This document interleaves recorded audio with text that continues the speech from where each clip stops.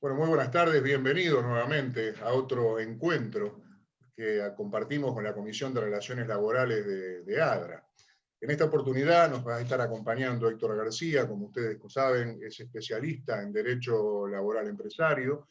Va a estar también Martín Tomás, que es jefe de Relaciones Laborales de Profértil, y él nos va a hablar un poco de la vuelta al trabajo. Antes de dar comienzo, quería recordarles que algunas preguntas que ustedes quieran realizar o que no queden respondidas en este encuentro, pueden hacerlo a través de un correo. El correo es spotadra@gmail.com. Ahí las preguntas que consideren convenientes van a ser respondidas a su tiempo. Así que, bueno, para ya darles una cordial bienvenida al encuentro, le doy la palabra a Gustavo Aquino para las presentaciones. Muy bien, buenas tardes. Me toca estar cubriendo a Mariano Muñoz. Hoy tuvimos dos cambios de programación, porque en los anuncios que salieron en las redes, el que hablaba era el doctor Aquino, Marcelo Aquino. Iba a estar Héctor García en su lugar, que también Marcelo tuvo un inconveniente, y Héctor, con toda flexibilidad, cosa rara en un abogado, digamos, ha accedido a cubrirlo hoy. Muchas gracias. Y tenemos reprogramado después las otras actividades. Y bueno, y Martín nos va a hablar un poco de, como estaba anunciado también en las redes, él trabaja en Profértil, en Bahía Blanca, y nos va a contar de lo que es la vuelta al trabajo, aunque él me lo aclaraba, él decía, en realidad nunca dejamos de trabajar nosotros en Profértil, pero en cierta normalidad. Bueno, muy bien, lo dejo entonces con Héctor. Muchas gracias, Héctor, por el reemplazo hoy. Hola, ¿qué tal? Buenas tardes. Gracias, Gustavo. En realidad, los abogados que hacemos derecho laboral somos los únicos flexibles, me parece, ¿eh?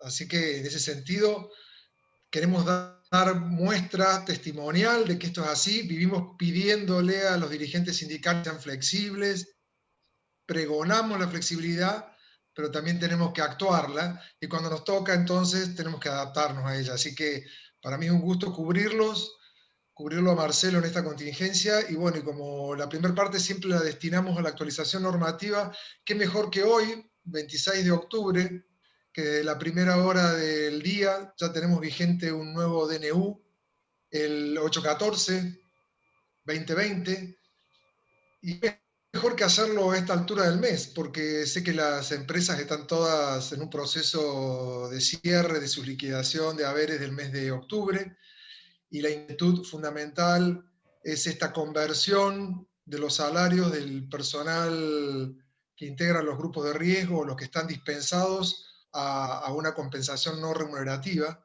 y eso ha generado innumerables inquietudes, innumerables dudas, muchas de ellas yo creo que también por una no muy consistente. Hay que reconocer que el artículo 24, tanto del DNU anterior como el 24 de este nuevo, porque se replica, no han sido del todo felices. Yo creo que para darle una derecha al gobierno debe estar ocurriendo que hay un poco de fatiga cognitiva producto de aislamiento, porque si no, no se entiende por qué no se precisan algunas cuestiones con más claridad. Es más, NU ni siquiera le destina un considerando a este cambio, porque uno dice, bueno, si se acordaban y le ponían un considerando, uno podía entender cuál era la finalidad de este beneficio, qué alcance se le quería dar. Con lo cual, me voy a dedicar gran parte de este pequeño bloque para después darle la palabra a Martín, este artículo 24, esta compensación no remunerativa para el personal licenciado por grupo de riesgo y dispensado por cuidado de hijos menores. Hay innumerables inquietudes, algunas deberían haber sido reglamentadas, si se quiere. La AFIP no ha dictado una resolución general con un nuevo aplicativo que pueda definir cómo se ingresan nada más que aportes y contribuciones al régimen de obras sociales y al Instituto Nacional de Servicios Sociales para Jubilados y Pensionados, que son las únicas dos cotizaciones que se deben ingresar. Esto yo lo aclaro porque de lo que se trata acá es de una decisión del gobierno de alivianar el costo laboral para los empleadores que tienen parte de su dotación en dispensa o en licencia por razones de salud pública. Y en ese afán tenemos que tratar de entender entonces que si bien es cierto que solo hay que ingresar el aporte y la contribución de obra social y lo que va dirigido a lo que era ex-PAMI, no es menos cierto que la primera recomendación que deberíamos hacer es que sigan ingresando la alícuota de riesgo del trabajo, porque no parecería razonable ni prudente que este universo de trabajadores, que este colectivo se encuentre fuera de la cobertura de la póliza de riesgo del trabajo, con lo cual ahí hay un primer aspecto que no está en la norma, pero que viene como una recomendación para que lo consideren. Creo que en algún spot anterior decíamos la conveniencia de identificar a este pago como compensación no remunerativa por licenciados o dispensados y citar el artículo del DNU para que quede claro que, de qué estamos hablando cuando pasa el tiempo. Uno define algo para la coyuntura, pero después, con el tiempo, no se acuerda a qué respondía este tratamiento no remunerativo en un contexto donde en Argentina cada vez se usan más conceptos no remunerativos, paradójicamente, ¿no? Con lo cual, ahí también va una segunda recomendación. Ahora entramos en una parte más sinuosa porque empiezan a aparecer discrepancias que son todas respetuosas, opiniones que son todas divergentes pero también válidas. En mi opinión, por eso personal, si la finalidad de esta decisión es alivianar el costo de los empleadores sin desproteger a los trabajadores de la seguridad social, nadie puede imaginar que se los pueda desproteger desde lo laboral, desde la perspectiva laboral, con lo cual esta compensación no remunerativa considero que inexorablemente va a integrar la base de cálculo de la segunda cuota del aguinaldo que se tiene que pagar el 18 de diciembre. Si no, ahí sí estaríamos configurando un perjuicio. Otra segunda definición que en este marco podríamos dar es, hay muchas inquietudes en torno a si se debe retener la cuota sindical, sobre esta compensación no remunerativa, si se debe retener aportes de naturaleza convencional que tienen distintos convenios colectivos, si se deben efectuar contribuciones empresarias definidas en los convenios sobre los montos remunerativos y ahora qué ocurre con esta conversión del salario en compensación no remunerativa. Bueno, acá deberíamos seguir también el mismo racional, ¿no? Cuesta entender que en un contexto de pandemia, si el perjudicado no va a ser el trabajador, lo deba hacer el sindicato, que no va a tener ingresos para poder volcar a su obra social sindical en un contexto de emergencia sanitaria, con lo cual nada indica que esta compensación no sea susceptible de retención ni de cuota sindical ni de aporte convencional, si lo hubiere. Es más, hagamos a la inversa, si razonamos que no hay que hacerlo, pondríamos al dispensado y al licenciado en una mejor condición que el trabajador que lo hace de manera presencial, porque tendría un ingreso neto mayor. Con lo cual, cuidemos también el tema de la equidad interna, que es una cuestión no menor, porque esta ley no diferencia, este DNU, con rango de ley no diferencia, donde ella no diferencia, no deberíamos diferenciar nosotros. Entonces, yo diría, si el DNU no distingue si la persona presta o no tareas en dispensa o presta o no tareas licenciado, no deberíamos nosotros al liquidar esta compensación darle un tratamiento en un sentido o en otro, es decir, remunerativo si presta tareas y no remunerativo si no presta, porque el decreto no distingue. El decreto simplemente dice, esta es una ventaja de ahorro de costos para los empleadores que tengan parte de sus dotaciones diezmadas producto de la emergencia en materia de salud pública. Así que yo diría que eso podrían ser inicialmente algunas de las inquietudes básicas que dispara esta nueva conversión, porque no debemos perder de vista que AFIP en el mes de junio ya identificó en su aplicativo de simplificación registral, ese aplicativo me refiero, ya identificó la carga para que los empleadores puedan ubicar ahí al universo de dispensados y de licenciados, con lo cual AFIP tienen claro qué trabajadores están bajo ese alcance de inhibición de prestar tareas por razones de salud pública, con lo cual lo que estaría faltando simplemente es que se habilite la vía para ingresar las cotizaciones exclusivamente a Obra Social y al Instituto Nacional de Servicios Sociales para Jubilados y Pensionados. Con lo cual ahí yo diría que va a estar el foco en esta semana, que va a ser bien intensa porque hay que cerrar liquidación de octubre, y bueno, y hay inquietudes por la manera en que se redactó este artículo 24, porque por ahí se dice si el empleador está en aislamiento, pero no si está en distanciamiento social. En rigor, de verdad, yo creo que esa es una categorización abstracta, porque si nuestra legislación en la coyuntura no distingue qué pasa con el empleado que integra un grupo de riesgo, cuando el empleador sale de un ASPO y entra a un DISPO, es decir, sale de un sistema de aislamiento social y entra a uno de distanciamiento o viceversa, no veo por qué tenga que diferenciarse el tratamiento salarial y de pronto una parte del mes devengue salario y otra parte del mes devengue una compensación normativa, porque vamos a enloquecer los sistemas de liquidación de haberes, ¿no? Así que bueno, seguramente en las próximas entregas iremos aclarando estas inquietudes, o si no a través del email que se ha habilitado para poder contestarlas. Yo diría que estamos atravesando, para poner un poco en perspectiva, estamos atravesando una semana donde ha habido algunas señales positivas para el sector empleador desde el gobierno. Digamos, el gobierno se ha preocupado por lo pronto en revertir el tema de la obesidad clase 3 y clase 2, dejando nada más que a la obesidad clase 3, según el índice de masa corporal como grupo de riesgo y no a las clase 2. Otra señal que creo que también ha sido positiva son las declaraciones que ha realizado en estos últimos días el ministro de Trabajo en torno a cómo va el proceso de reglamentación de la ley de teletrabajo, que todos sabemos muy bien que es una ley que se trató con premura, se trató con ligereza, casi diría yo que se trató con algunos aspectos hasta con irrelevancia, porque se aclararon cuestiones que no necesitaban ser aclaradas, porque si estoy incorporando esta modalidad a la ley de control de trabajo, no sé para qué tengo que hacer algunas aclaraciones que son más producto del temor a lo desconocido, de la estrategia defensiva con la que se concibió, y como suelo decir, más mirado desde un paradigma analógico que de las exigencias de lo digital, ¿no?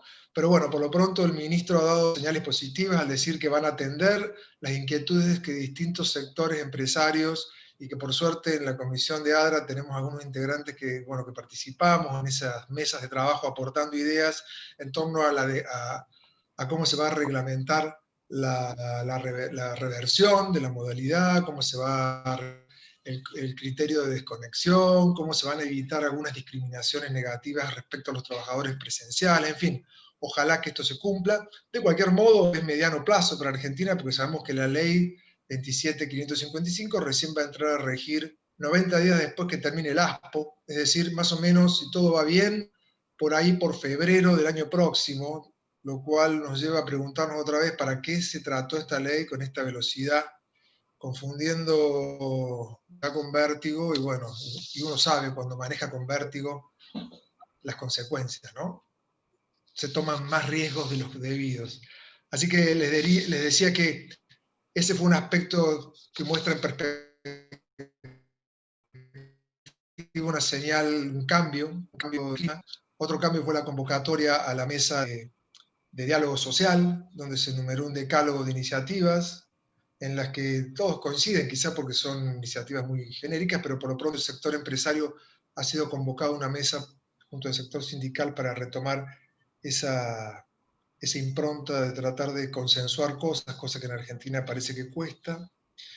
Con lo cual ahí vemos también un aspecto positivo. Y yo por último quería mencionar, antes de darle la palabra a Martín, y así no me excedo de tiempo, en un fallo de la Corte Suprema de Justicia de la Nación, si bien esto no es normativo, tiene impacto, porque es una doctrina que nos muestra que la Corte sigue siendo en materia laboral el fiel de la balanza, la que suele poner cierto equilibrio a los excesos que el fuero laboral suele tener. En este caso, dejó sin efecto un fallo de la Suprema Corte de la Provincia de Buenos Aires y un fallo, consecuentemente, de uno de los tribunales del trabajo de La Plata, que había reinstalado a un chofer de una línea de colectivos que había sido despedido con causa. Y el argumento de la reinstalación, y por eso lo traigo, porque también tenemos acciones de reinstalación en la pandemia, aún aunque el empleador haya despedido con causa. Con lo que alguna empresa tiene un caso que considere que puede configurar una causa de despido, más vale que sea robusta, porque si no se presume que se está invocando una causa para sortear este corralito laboral o este cepo que tenemos que prohíbe el despido sin causa. En este caso, la Corte atendió los argumentos del empleador que dijo, ¿cómo me mandan a reinstalar a un chofer que lo he despedido por pérdida de confianza y por actuar de una manera injuriosa, y ahora le tengo que asignar unidades de transporte cuando justamente lo despedí por conducir inapropiadamente esas unidades? Y si no le doy tareas, tengo que reclutar un chofer y seguirle pagando el sueldo a él, con lo cual ese dispendio tampoco lo puedo asumir. Y ninguna de estas razones fueron atendidas en primera instancia y en el Superior Tribunal de la Provincia de Buenos Aires. Sin embargo, la Corte, a pesar de que se trata de una medida cautelar y que no suele abrir recurso extraordinario con medidas cautelares, lo abrió y dijo, señores, atiendan también las razones de los empleadores. No puede ser que se dicte una medida cautelar donde la cautela se termina confundiendo con el fondo, pues si yo lo reinstalo, directamente ya me estoy anticipando en el pronunciamiento y dándole la razón a quien considera que ha sido despedido arbitrariamente. Con lo cual les quería comentar eso nada más que para mejorar este día lunes de sol, que está ideal para hablar de temas laborales. Así que ahora le dejo la palabra a Martín y bueno, después seguimos interactuando si fuera necesario. Gracias. Muy bien, Héctor. Muchísimas gracias. Acá en Bahía Blanca también día soleado, así que bueno, vamos a tratar de compartir con la comunidad lo que es nuestra experiencia, que no es más que una experiencia. Digamos que en esto todo el mundo sabe que no hay una verdad revelada en cómo gestionar esta pandemia. Parece mentira, pero es una película que se va haciendo cada vez más larga, cada vez va agregando capítulos. Así que bueno, la idea es en los próximos minutos poder hablar un poco de lo que nosotros llamamos un plan de retorno seguro. Les cuento un poco para los que no conocen a la empresa. Profertil es una compañía que produce y comercializa nutrientes. Nuestro principal producto es la urea granulada. Se realiza con un proceso continuo, un proceso químico. Somos la única planta de urea granulada del país y tenemos una conformación societaria 50% YPF y 50% Nutrien, que es una empresa mundialmente conocida en el rubro de los fertilizantes. Creo que es importante tener en cuenta de que desde el primer día de la pandemia fuimos declarados como una actividad esencial, así que cuando hablamos de retorno, hablamos de distintas líneas de retorno o de tratar de llegar a lo que era la vida pre-pandemia, porque nosotros desde el primer día seguimos trabajando con el proceso continuo, seguimos despachando producto, así que estamos tratando de ver que todas las líneas vayan tendiendo a una nueva normalidad, que a algunos por ahí no les gusta hablar de nueva normalidad. Claramente vamos a ir aprendiendo de todo lo que fuimos viviendo en este periodo. Profertil es una empresa que entre personal propio y de empresas contratistas y las distintas localidades en las que opera estamos por encima de las 500 personas. Tenemos nuestra planta de producción y oficinas administrativas en Bahía Blanca, donde nucleamos aproximadamente el 70% de los colaboradores. Tenemos oficinas en Capital Federal, tenemos terminales logísticas en la zona de Rosario, Puerto General San Martín, en San Nicolás, en Necochea, y tenemos gente trabajando en territorios en lo que es la red comercial. Así que como verán, el abordaje que tuvimos que hacer de lo que fue la pandemia tuvo distintas realidades. Tuvo gente que de un día para el otro empezó a realizar trabajo remoto, tuvo gente que no tuvo que cambiar su jornada laboral, pero claramente le cambió el contexto en el cual tenía que trabajar y con una incertidumbre total. Así que la idea es empezar a contarles un poco la idea de este plan de retorno, a donde claramente estuvo dentro de un marco de abordaje de lo que es la pandemia, donde el objetivo primordial de la compañía siempre fue garantizar la sustentabilidad de nuestras operaciones.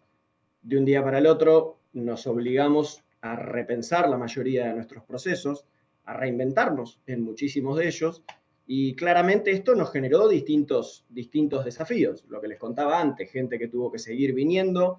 En este proceso me gustó el comentario que hizo Héctor de fatiga cognitiva de algunas cosas, que por ahí íbamos para adelante, aparecía nueva legislación, íbamos para atrás, teníamos que repensar, teníamos que cambiar. Así que la verdad que en lo que son las áreas de relaciones laborales y recursos humanos, esta pandemia nos vino a mover claramente todos los procesos que teníamos repensados. En lo que fue la gestión de la pandemia, hemos instalado muchísimas medidas a lo largo de lo que fueron las actividades presenciales, las actividades que se están haciendo de manera remota.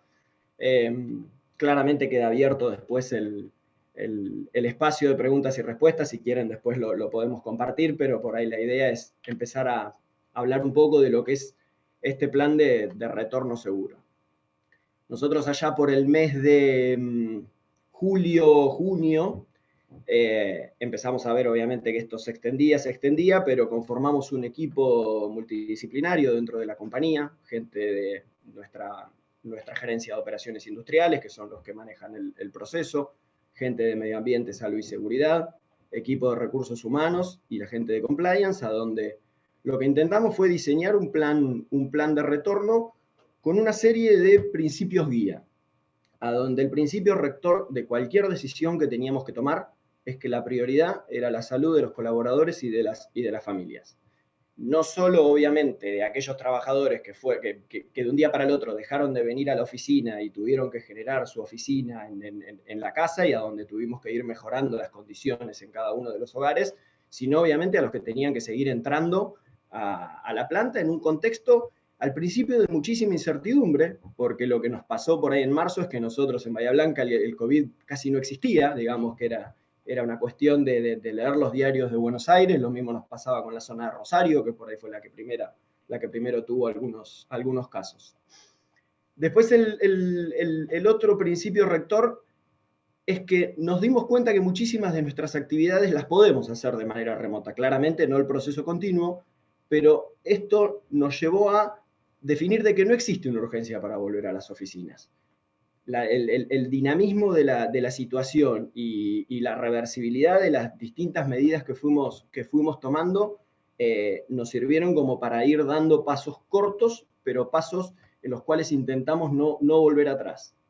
Para ponerlos más o menos en contexto, nosotros intentamos un primer retorno allá por fines de agosto, principios de septiembre, donde en Argentina los casos todavía no llegaban al 500.000, hoy estamos encima del 1.000.000, a un mes y medio vista de eso. En Bahía Blanca nos pasó algo similar, estábamos en unos 1.000 casos para una población, para los que tengan idea, de unos 400.000 habitantes, y en este momento ya estamos en los 6.000 casos. Esto hizo que de una fase 4 que estábamos en Bahía Blanca, que es el grueso de las operaciones, tuvimos que volver a una fase 3. Claramente esto nos hizo repensar de nuevo lo que es el proceso de retorno a las oficinas, pero bueno, fuimos aprendiendo de cómo se fueron modificando estas cosas y cómo fuimos aprendiendo distintas cuestiones.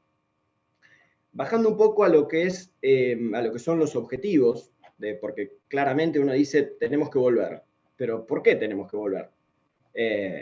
Nos dimos cuenta que muchísimas de las tareas que por ahí hacíamos presencialmente, pudimos empezar a hacerlas desde nuestros hogares. Nosotros no teníamos una política de home office, así que lo que nosotros empezamos a hacer allá por el mes de marzo es una especie de trabajo remoto. Veremos cómo evoluciona la implementación de la ley, pero parecería como que falta bastante. Entonces, a ver, ¿por qué queremos volver? Porque hay determinadas tareas o procesos que fueron postergados y que realmente es necesario volver a realizarlos. Y también nos estamos enfocando mucho en lo que es este retorno, en la posibilidad de volver al puesto de trabajo para las personas que por ahí no tienen las comodidades necesarias en sus casas, entendiendo de que de un día para el otro nosotros tuvimos que dejar de venir a las oficinas y las habitaciones, los livings, las cocinas se transformaron en las nuevas oficinas y claramente la comodidad no es la misma. Pero también, muy, muy importante creo que es todo lo que es el factor social de lo que es el trabajo. Profertil tiene una cultura de acercamiento social muy importante.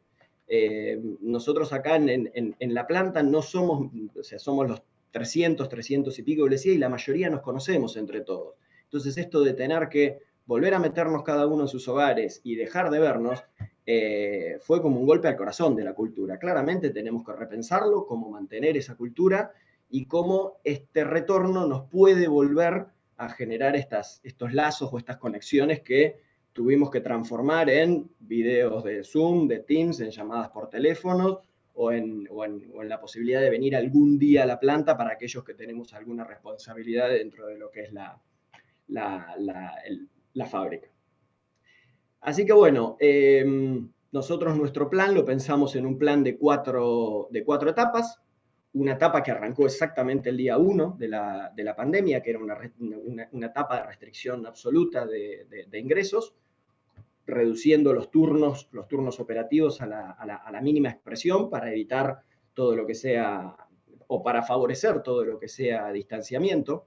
Y la idea es generar 3 etapas más hasta lo que sería una apertura completa. Hoy nos estamos centrando en lo que es una segunda etapa, que es una etapa de restricción controlada, porque claramente en esta etapa de restricción controlada, cuando avancemos, nos vamos a encontrar con cosas que no esperábamos y vamos a tener que tomar nuevas decisiones y vamos a tener que aprender sobre lo ya aprendido. Pero en general, cualquiera sea las etapas, desde la primera hasta la última, se trabajaron en ejes muy fuertes de control de ingresos. Claramente tenemos muy claro, tenemos todos los días la cantidad de gente que ingresa a planta, el lugar a donde está la gente que está en la planta. Se hizo un trabajo muy exhaustivo en cuanto a la evaluación de los turnos. Tenemos gente en turnos rotativos, tenemos gente cuya jornada laboral era de lunes a viernes de 8 a 17 y tuvimos que dividir. Todo lo que es nuestra estructura logística no es de trabajo continuo, pero sí dividimos a todo lo que son los grupos de logística en semanas. Una semana está yendo a trabajar un grupo a las terminales, la otra semana está yendo a trabajar el otro grupo. Trabajamos muy fuerte para todos los que siguieron yendo y para lo que se nos viene en una intervención y reacondicionamiento de todos los puestos de trabajo, y todo lo que son la serie de protocolos que seguramente todos en sus empresas han implementado. Pero por ahí, para lo que es el retorno, intentamos pararnos en 3 patas. La primera es la que les mencionaba antes, lo que es la ocupación edilicia. Nosotros estamos seguros que la primera oleada de retorno en lo que son las oficinas va a tener que ser en lugares cerrados. Nosotros, tanto las oficinas de Bahía como las de Buenos Aires, que es a donde estamos haciendo trabajo remoto casi al 100%, tenemos oficinas cerradas y tenemos los típicos box de trabajo. Así que en función de tratar de que la gente se sienta cómoda a la hora de volver y que tenga la sensación de estar cuidado, de tener su lugar, de que tenga la iluminación correcta, que tenga la ventilación correcta, vamos a estar avanzando únicamente en oficinas cerradas. Así que probablemente las oficinas ya dejen de tener nombre y apellido. Estaremos implementando seguramente algún tipo de sistema de chequeo o de pre-chequeo de oficinas, y a donde vamos a poner un límite de cantidad de gente que entre en cada uno de los edificios. El segundo de los puntos, y acá empezamos en cuestiones por ahí más subjetivas de lo que son las evaluaciones que estamos haciendo, es tratar de determinar posición por posición y puesto por puesto qué proporción de las tareas que está realizando son teletrabajables o son trabajables de manera remota, y cuáles es necesario, obviamente, que se vuelva a la planta o a la oficina. Por ejemplo, una posición como puede ser la de relaciones laborales tiene una proporción bastante importante estar en el día a día, de trabajar con la gente, de caminar la planta, digamos, se puede hacer relaciones laborales desde un teléfono, claramente, pero no es lo mejor, los resultados no van a ser iguales. Entonces, estamos intentando hacer un paneo de lo que son todas las posiciones y de la proporción de tareas teletrabajables que tiene. Pero me parece que la pata fuerte de este plan de retorno es lo que son las consideraciones personales de todos y cada uno de los que hacemos Profertil. Y en esa línea nosotros hace ya casi 3 meses, mediados de julio, hicimos un cuestionario a donde nosotros uno de nuestros procesos es que de manera bianual nosotros realizamos una encuesta de clima. Este año nos quisimos correr de la encuesta de clima y obviamente le pusimos foco a lo que es el cuestionario de COVID-19, a donde hicimos mucho foco en lo que es consultar los estados afectivos de las personas.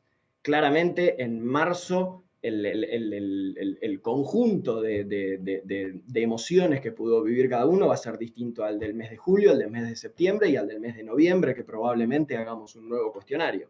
Pero este cuestionario a nosotros nos sirvió muchísimo para reforzar lo que suponíamos respecto de determinados grupos, los cuales claramente tienen necesidad de volver. Todo el mundo le está buscando la vuelta al tema este del trabajo remoto. Nos encanta a todos almorzar en casa con nuestros hijos, pero obviamente hay que pensar en la nueva realidad. Entonces, a través de distintas capacitaciones que tuvimos, estamos utilizando lo que es el proceso de seguimiento anual. Nosotros, otro de los procesos que tenemos es el proceso de evaluación de desempeño, y estamos pidiéndole a todos y cada uno de los líderes de la compañía que en la charla individual que tienen cada uno, empiecen a verificar cuáles son estas consideraciones personales a la hora de tener que volver a la oficina. No queremos hacerlo de manera compulsiva. Claramente hay posiciones que es necesario que retornen antes que otras y les vamos a dar prioridad, pero creo que es muy importante no solo evaluar lo que es la proporción de las tareas que se necesitan hacer en la planta o que no se pueden hacer desde teletrabajo, sino que ver el contexto que tiene esa persona. Uno de los temas que no podemos dejar de tener en cuenta es la composición del grupo familiar. El no retorno de los chicos a las aulas hace que se haga casi imposible en pensar que una familia con pequeños en edad escolar pueda tener una misma jornada laboral como la que tenía antes, porque la familia está pensada en función de otras cosas o de esos horarios. También es muy importante las comodidades que tiene la gente en la casa. No es lo mismo una persona que vive en un monoambiente, aquellos que tienen una mini habitación que la transformaron en oficina. Y también muy, muy importante la sensación o las ganas o la comodidad que tiene la persona respecto del volver a tiempo completo. En las distintas líneas de trabajo nosotros obviamente lo que vamos a estar intensificando para las personas que no volvieron nunca a la oficina es todo lo que es capacitación respecto de los protocolos. Yo les comentaba antes que los turnos o nuestra gente de logística o lo que es el soporte a la planta, lo que es la gente de mantenimiento y todo el grupo de soporte, de transporte, de comedor, de servicio médico, los que no dejaron de venir a la planta, los protocolos lo tienen clarísimo, pero lo que nos puede pasar, que de hecho nos pasa, que hay gente que hace 7 meses que no entra a la oficina y que no se imagina cómo es su oficina en el marco del COVID o cómo son los protocolos que terminamos implementando. Así que estamos diseñando con nuestro grupo de capacitación, de comunicación interna, todo lo que son módulos de e-learning, a donde todos y cada uno de los que volvamos a las oficinas y de refuerzo para los que les tocó seguir viniendo, tengan capacitación de todo lo que es módulos de COVID, medidas generales, protocolos vigentes, cómo llegar a la oficina. Nosotros durante todo este proceso tuvimos distintas implementaciones, declaraciones de jurado a través de aplicaciones telefónicas. Nos encontramos en una zona portuaria en la planta de Bahía Blanca, así que hay otros requisitos que hay que cumplir que nos impone la jurisdicción portuaria. Así que esto estamos yendo paso a paso, vamos a estar habilitando todas estas capacitaciones a la hora de definir todo este tipo de retornos progresivos. Es muy importante también el compromiso de todos y cada uno de los que hacemos la empresa, así que también vamos a estar reforzando a través de la línea todo lo que son las cuestiones de compromiso y asegurarnos de que la persona recibió el protocolo de actualización y de que claramente hay un compromiso de cumplimiento del mismo. No me quiero extender mucho. Creo que, esta pandemia llegó para obligarnos a reinventarnos en muchísimas cosas que por ahí antes considerábamos de que ya las teníamos dadas. Claramente lo nuestro es una experiencia más, que espero que les sume.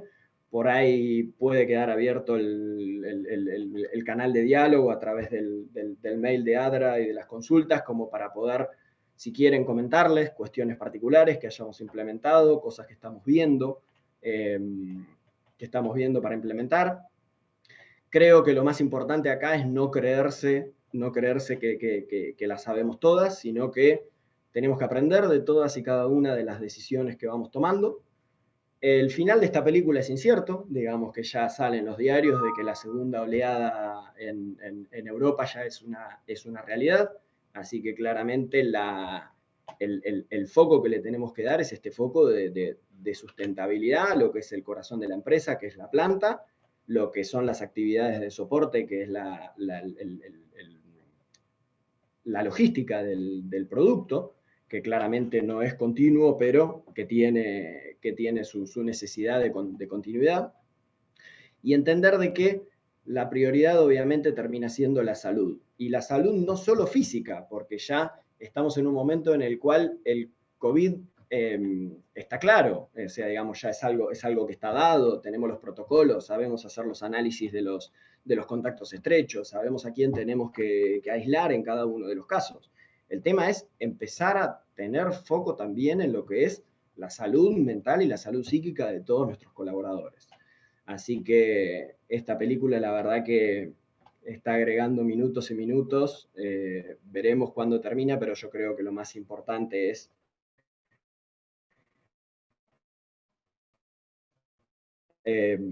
asumir las decisiones que uno toma y aprender un poco del resto, y creo que el contexto y esta comunidad nos ayuda mucho a, por lo menos, escuchar lo que hace el resto. No hay verdades reveladas, pero creo que podemos aprender mucho de lo que estamos haciendo unos y otros. Probablemente es un aprendizaje continuo, Martín, de todos, porque nadie sabe cómo enfrentar todo esto, ¿no? Algo que me quedó de lo que mencionabas, hablabas de la actividad esencial.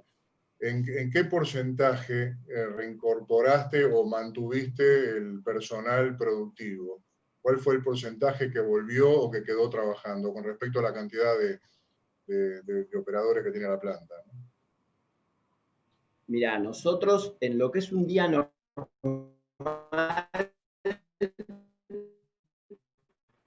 o lo que era un día normal, perdió significado. A nuestra planta en Bahía Blanca entraban unas 350 personas, y es el día de hoy que estamos en 150 personas, y en los momentos de mayor cierre de lo que fueron los ingresos estuvimos en 70, 80 personas. ¿Qué es lo que necesitamos nosotros para operar únicamente la planta? Claramente que la sustentabilidad de todo esto también requiere que la planta tenga mantenimiento, tenga análisis de la parte de la gente de técnica, y lo mismo con la gente logística. Por ahí se pueden achicar un poco las cargas en determinado momento, pero al tener un proceso continuo de producción es vital el continuo de logística también. Y es por eso que nuestras terminales logísticas de Necochea, San Nicolás y San Martín también siguieron trabajando. Totalmente. Y es muy importante, indudablemente, lo que mencionaste, que tiene que ver con la salud mental de los trabajadores, de todas las personas, porque indudablemente cada caso, como bien mencionabas, cada casa en particular, tiene su diferencia, y bueno, hay gente que estas ansiedades, estas depresiones que puede traer aparejado es tan importante, digamos, el proceso, el acompañamiento del líder en la escucha, en el estar como estás, cuáles son tus necesidades. Realmente muy, muy esclarecedor, muy amplio la descripción que nos diste. Muchas gracias, Martín.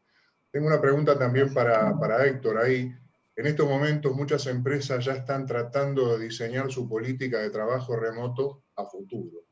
¿Cuál es tu opinión sobre el impacto que el retraso de la reglamentación tiene sobre este diseño y sobre la planificación?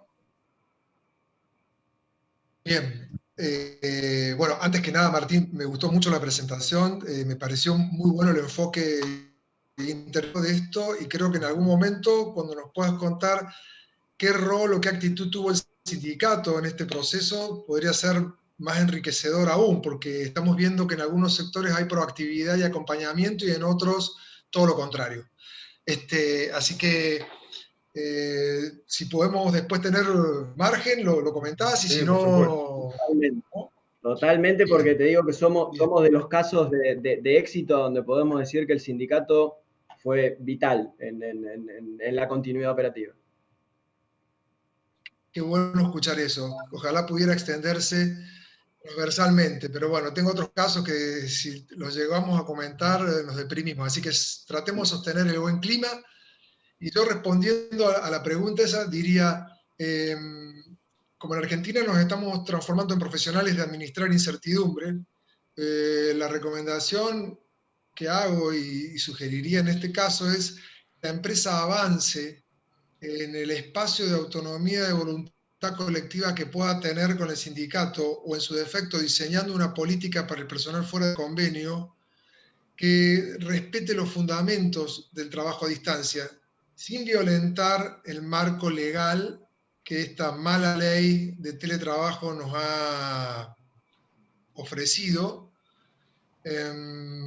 porque está ocurriendo que muchas empresas ya están trabajando así, ya están sentándose con sus sindicatos a definir, bueno, a ver, más allá de cómo salga la reglamentación, más allá de cuándo empiece a correr esa reglamentación, es cierto que la ley de teletrabajo se apoya mucho en lo que la negociación colectiva regule. Bueno, entonces empecemos al revés. Antes de saber cuándo va a regir, antes de saber cómo se va a reglamentar, bueno, empezamos a ver cómo la entendemos, cómo la adaptamos, cómo la ajustamos y cómo le vamos dando algún grado de certidumbre a tanta incertidumbre, ¿no? Entonces están empezando a regular negociaciones donde se está definiendo cuándo se va a poder ejercer la reversibilidad y para qué puestos. Hay puestos donde no se va a admitir, aunque la ley contempla que es para todos. Digo, ya la negociación colectiva está empezando a ocupar ciertos espacios de indefinición legislativa, pero claro, son muchos frentes abiertos, ¿no? Hay que lidiar con el día a día, con los protocolos, con la paritaria, con las suspensiones por falta de trabajo, y encima pensar la realidad de trabajar a distancia sin saber cuándo hay y sin contar con su reglamentación. Convengamos que es un esfuerzo casi para consultar a un oráculo, ¿no? Pero yo diría, siendo negociaría, trataría de definir las pautas. Tengo dos casos que si en algún momento hay espacio para hablar, o si es que no hay una actividad después que se haga exclusivamente para teletrabajo, son una muestra de que a través de la negociación colectiva de coyuntura se han ido acordando cosas que ya están empezando a funcionar, ya están siendo dadas por la organización, y ya hay algunos puestos que, como vos bien decías, Martín, sabemos que son susceptibles de trabajar a distancia y otros no. Entonces no tiene sentido regular el teletrabajo para posiciones que no van a poder ser desempeñadas a distancia. Mal que le pese, o bien que le pese, depende de cada caso, la persona que ocupe ese puesto, ¿no?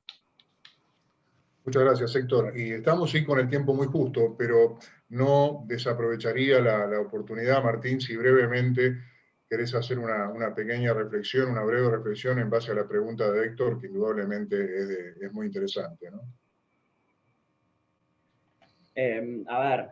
Claramente, lo que decía un poco antes, a nosotros esta pandemia nos invitó a repensar absolutamente todos nuestros procesos, pero si hay algo en lo cual nosotros podemos podemos basarnos es en el capital de compromiso que teníamos de nuestra gente. Entonces, si hay algo que no queremos como empresa, es comernos ese stock de compromiso. Entonces, va tanto para la pregunta que hizo Héctor del lado del sindicato como para la de las posiciones teletrabajables. Yo creo que el trabajo previo que se viene haciendo de gestión desde hace muchísimo tiempo hizo que en determinados momentos a donde por ahí nos apretó un poco más el zapato, estamos más incómodos, el estar en una empresa a donde el stock de compromiso es alto, creo que a partir de ahí se pueden construir muchísimas cosas.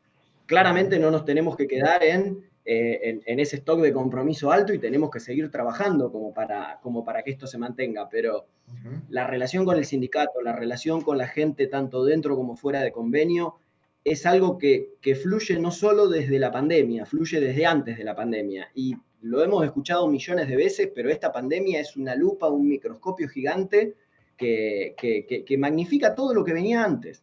Entonces, si nosotros hubiéramos arrancado con un stock de compromiso bajo, con gente insatisfecha o con el sindicato en pie de guerra, como por ahí puede pasar en otros lugares, hubiera sido muchísimo más complejo el repensar todos estos procesos que fuimos pensando.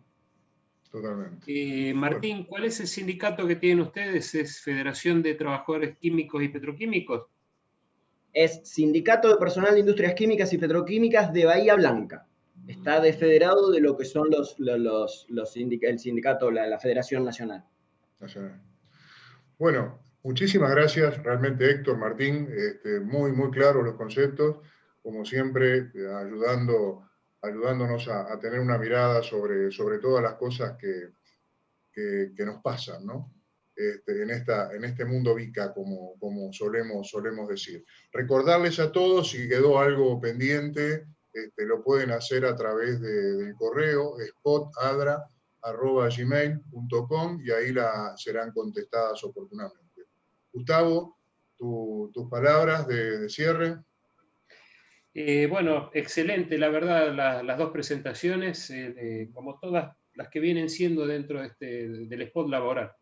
El otro día te contaba, Juan Carlos, que estaba repasando los videos que están subidos a la página web de ADRA, de los spots laborales anteriores, y estoy viendo la cantidad de gente que los vuelven a ver, que ya los vieron, o hay gente que no los pudo ver en su momento, que los ve. Por eso también para este caso, si alguno no pudo estar o le quiere recomendar a algún amigo, a algún colega, esto va a estar subido a la web de ADRA, y siempre son como un troubleshooter para todos los colegas. Bueno, muchas gracias Héctor, muchas gracias don Martín.